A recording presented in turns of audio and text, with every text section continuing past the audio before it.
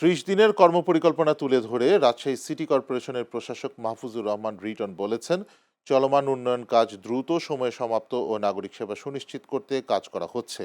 রোববার রাজশাহী মহানগরীর সমন্বিত নগর অবকাঠামো উন্নয়ন প্রকল্প পরিদর্শনে তিনি এসব কথা বলেন।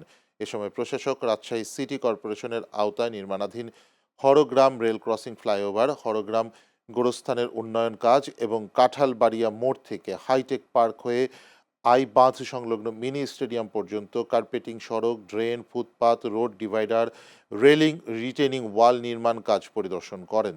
এ সময় রাজশাহী সিটি কর্পোরেশনের প্রধান নির্বাহী কর্মকর্তা মোহাম্মদ রেজাউল করিম, তত্ত্বাবধায়ক প্রকৌশলী মোহাম্মদ খায়রুল বাকের, তত্ত্বাবধায়ক প্রকৌশলী ভারপ্রাপ্ত আহমদ আল মঈন পরাগ ও উপসহকারী প্রকৌশলী সানারুল ইসলাম ছবি সহ সংশ্লিষ্ট কর্মকর্তা ও স্থানীয় গণ্যমান্য ব্যক্তিবর্গ উপস্থিত ছিলেন।